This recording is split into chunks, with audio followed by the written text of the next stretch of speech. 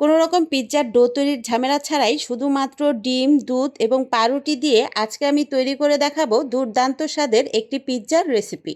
চেষ্টা করেছি সবচাইতে সহজ উপায়ে ঘরে থাকা সামান্য কিছু উপকরণ দিয়ে পিৎজাটি তৈরি করতে। আর এই পিৎজাটি খেয়ে কোনোভাবেই বুঝতে পারবেন না যে এটা পাউরুটি দিয়ে তৈরি করা হয়েছে। খেতে অনেক বেশি সুস্বাদু আর তৈরি করতে সময় লাগবে মাত্র 10 মিনিট। পিৎজা তৈরি করার জন্য এখানে পাউরুটির 5টা স্লাইস নিয়ে নিয়েছি। এখন আমি এগুলাকে কেটে ছোট ছোট টুকরো করে নিব। এত সিম্পল ওয়েতে এত সুন্দর পিৎজা তৈরি করা যায় তা বাসায় একবার ট্রাই না করলে বুঝতে পারবেন না। অবশ্যই বাসায় একবার ট্রাই করবেন এবং ট্রাই করলে আমাকে কমেন্ট বক্সে কমেন্ট করে জানাবেন কেমন লেগেছিল। দিয়ে দিচ্ছি রুম টেম্পারেচারে থাকা একটি ডিম, সাথে দিয়ে দিচ্ছি 1 কাপ তরল দুধ। এখানে আমি ফুল ক্রিম দুধটা ব্যবহার করেছি, আগে থেকেই জাল করে ঠান্ডা করে রেখেছিলাম। লবণ দিয়ে দিচ্ছি 1/4 টিস্পুন, সাথে দিয়ে দিচ্ছি সুজি। এখানে 2 টেবিল চামচের মতো সুজি ব্যবহার করেছি। বাইন্ডিংয়ের জন্য এই সুজিটা খুব ভালো কাজ করবে। এখন সবগুলো উপকরণ খুব ভালো করে মিশিয়ে নিচ্ছি। কিছুক্ষণ নেড়েচেড়ে মিশিয়ে নিলেই দেখবেন পাউরুটিটা একদম সফট হয়ে যাবে এবং ডিম এবং দুধের সাথে পাউরুটিটা খুব ভালো করে মিশে যাবে। তারপর যদি কোনো অংশ সফট না হয় সেক্ষেত্রে একটি চামচ দিয়ে এইভাবে প্রেস করে খুব ভালো করে মিশিয়ে নিতে পারেন। এইভাবে একটু প্রেস করে মিশিয়ে নিলেই দেখবেন পারফেক্ট একটি ডো তৈরি হবে। আর এইটাই আজকে আমরা পিৎজার ডো হিসেবে ব্যবহার করব। ডোটা তৈরি হয়ে গেলে এখন আমি চিকেনটাকে রেডি করে নিচ্ছি। এখানে আমি 1 কাপের মতো চিকেন নিয়েছি আর চিকেনটাকে ছোট এবং কিউব করে কেটে নিয়েছি। চিকেনটাকে ম্যারিনেট করার জন্য এখানে দিয়ে দিচ্ছি 1/4 চা চামচ আদা বাটা, 1/4 চা চামচ রসুন বাটা, 1/4 চা চামচ লবণ, হাফ চা চামচ কাশ্মীরি লাল মরিচের গুঁড়ো দিয়ে দিচ্ছি। সাথে দিয়ে দিচ্ছি হাফ চা চামচ গোলমরিচের গুঁড়ো, সয়া সস দিয়ে দিচ্ছি 1 চা চামচ। সবগুলো উপকরণ একটু মিশিয়ে নিচ্ছি। এখন দিয়ে দিচ্ছি 1 চা চামচ টমেটো সস। টমেটো সসটা দিয়ে খুব ভালো করে মাংসের সাথে মিশিয়ে নিব। আপনারা চাইলে এখানে হাত দিয়ে মিশাতে পারেন, আমি স্পুনটা দিয়ে খুব ভালো করে মিশিয়ে নিচ্ছি। আর এটা যেহেতু ছোট ছোট পিস করে রেখেছিলাম মাংসটা, তাই ম্যারিনেট করে খুব একটা বেশি সময় রাখার প্রয়োজন নেই, আমি সাথে সাথেই ভেজে নেব। আর আপনাদের হাতে সময় থাকলে এটাকে 10 মিনিটের মতো রেস্টে রেখে দিতে পারেন।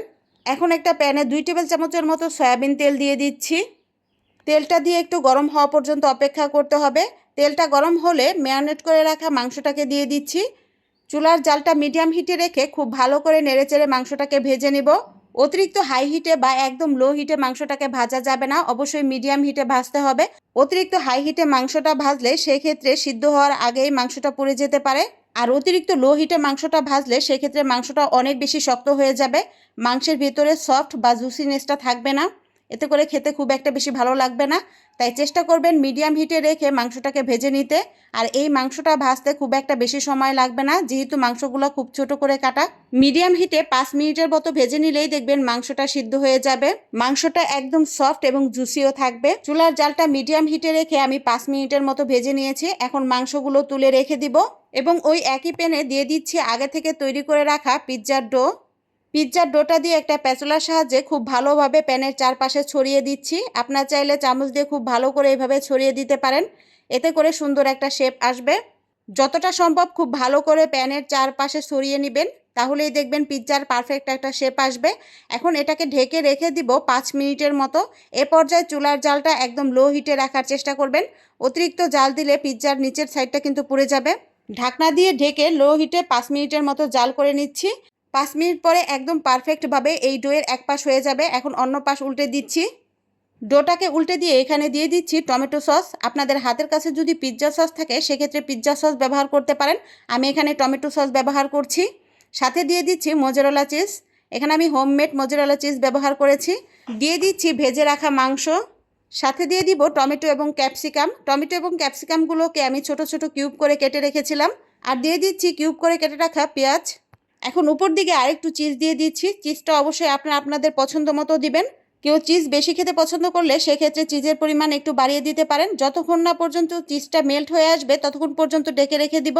2 মিনিটের মতো ঢেকে রেখে দিলেই দেখবেন চিজটা সুন্দরভাবে মেল্ট হয়ে যাবে। চিজটা মেল্ট হয়ে গেলেই পিৎজাটাকে নামিয়ে নিব। এখন আমি একটা স্লাইস কেটে দেখিয়ে দিচ্ছি। গরম গরম এই পিৎজাটা খেতে কিন্তু অনেক বেশি সুস্বাদু হয়। এটা দেখতে যতটা সুন্দর, খেতে তার থেকেও অনেক বেশি মজা।